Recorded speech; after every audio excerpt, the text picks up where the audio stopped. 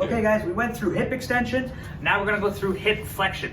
Hip flexion is an important part to the backswing and the follow through on opposite legs to make sure we don't hang back or we sway back because something's stopping us in the front of our hip. It could be like a labral tear, what we call femoral acetabular impingement, or groin that's doing too much work, or your hip flexor doing too much work. But let's take it through hip flexion with Mark. First thing we do is a loaded hip flexion, so stand back up. Another part of our SMA is feet together. We did extension, now we're gonna go through flexion. You're gonna go down, Mark, try to touch your toes, keeping your knees straight. Okay? You can use it for a low back test. What we're also looking for is this angle from his thorax to his femur. What's that angle there? Is he able to go with that movement? And is it pain-free? Any pain there, Mark? No. We know that he's having a little struggle with the back of his legs or his glutes or his lumbar spine because he can't touch his toes, but we're gonna find out what's going on. So get your leg flat on your back for me, Mark.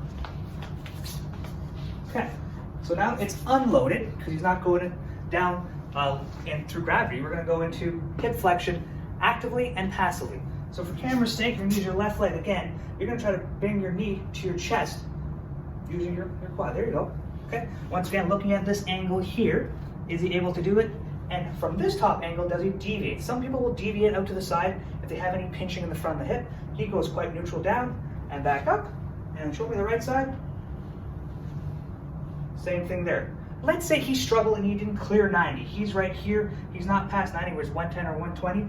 We're going to find out whether it's something more actively restricting him or passively. So I take his leg. I'll bend your knee for a second. Go dead weight for me. I'll do all the work. I'm going to bring him in, bring him in, bring him in, bring him in. It gets to 120, smooth. I'm not feeling much restriction there. Any pain with that? No. No. So he's doing quite well in that test, but some people might struggle at 90, and passively I can't get them further, and that's a mobility issue. Then I'm going to try to see what causes the mobility issue. From the hip, side of the hip, maybe it's the quad.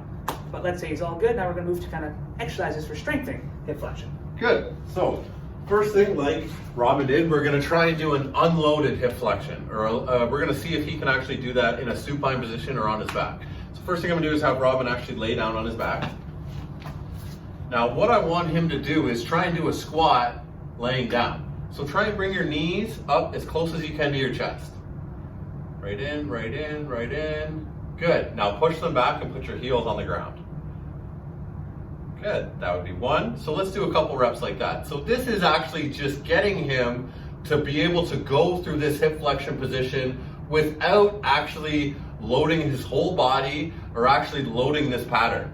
To progress it to the next stage, what I would do is just add a little bit of resistance. So I'm going to put this around his legs. Go ahead, Robin. Now you can go into your squat. So now I'm just applying a little bit of resistance through that pattern. So he's going to do one more for me like that.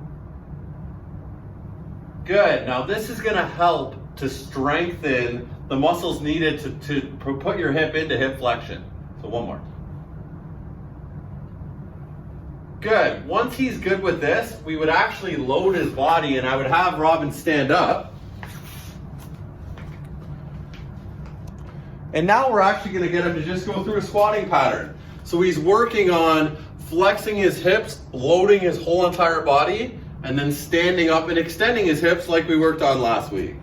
Good. And this shows me that he can get into flexion and get into a good squat position, which is very, very important in the golf swing. If we can stabilize our lower body, we're going to be a much better golfer. And this is a good exercise to be able to promote that. Hope you guys enjoyed flexion.